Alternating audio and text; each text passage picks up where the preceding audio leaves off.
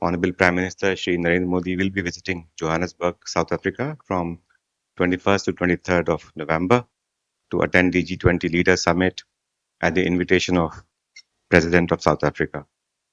This will be Prime Minister's fourth official visit to South Africa, following his bilateral visit in 2016 and later for the two BRICS summits in 2018 and 2023. This is the first G20 summit that will be happening on African soil, and in that context will bring the spotlight on the development issues of Africa as also of the global south. It may also be recalled that it was during India's G20 presidency in 2023 that the African Union was inducted into G20 as permanent member.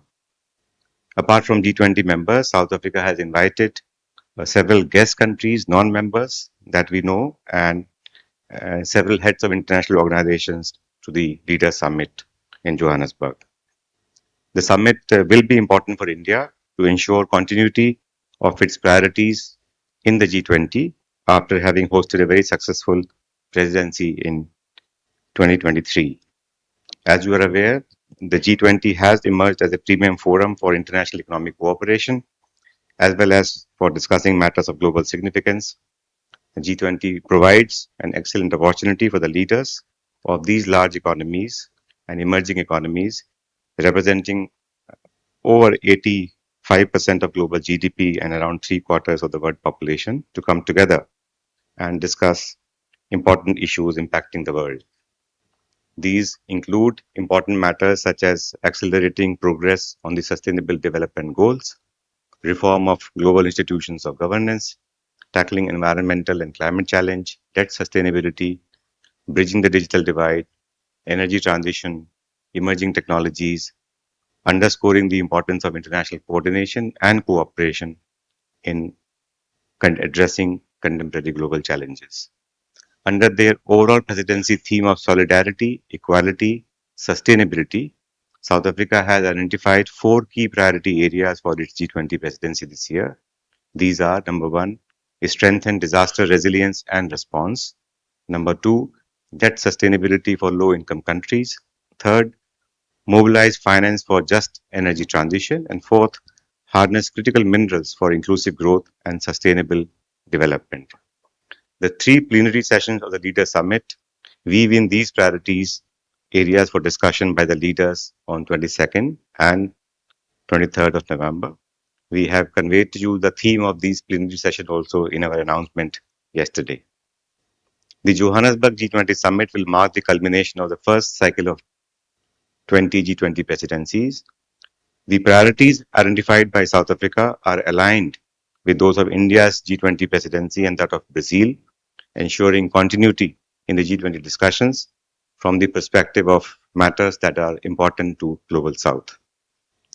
The Indian G20 presidency, as some of you would recall, had established a disaster risk reduction working group, signifying the importance India attached to this matter.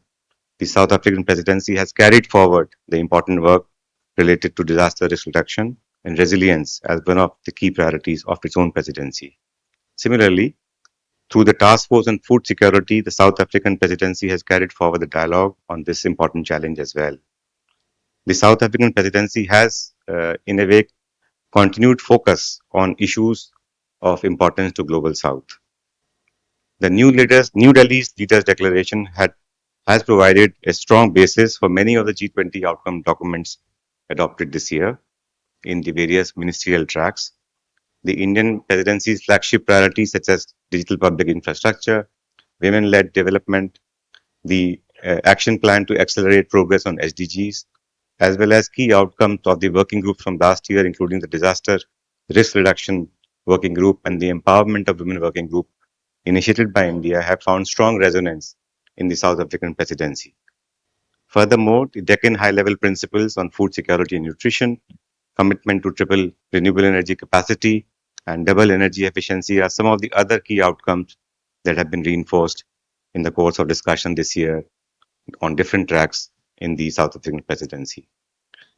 Johannesburg Summit will also conclude the successful holding of the presidency of the G20 by four emerging markets and developing economies of G20, namely Indonesia, India, Brazil, and now, of course, South Africa.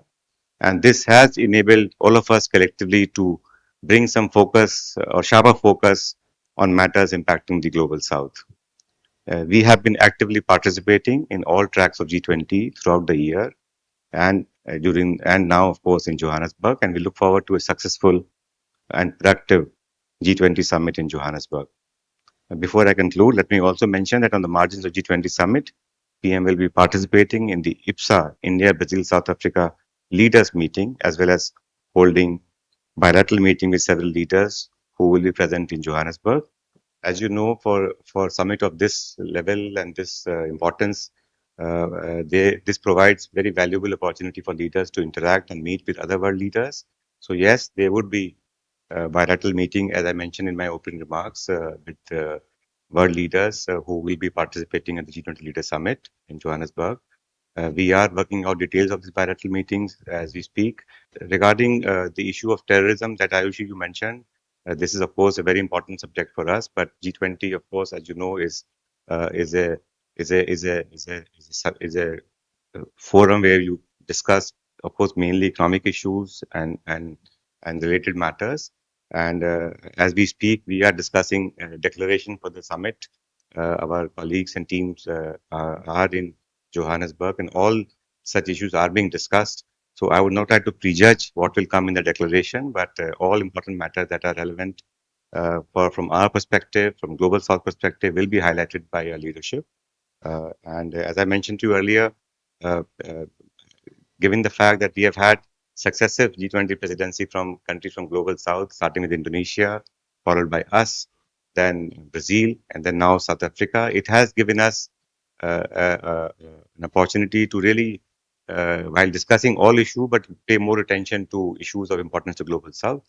So we are very happy that in the course of discussion throughout the year in ministerial tracks, several of the priorities that we have highlighted during our presidency, whether it's DPI or whether it is food security or whether it's debt sustainability issues, have been captured in various documentation adopted during ministerial track. And I'm confident that as our team finalize the summit declaration document, some of them will find reference there also.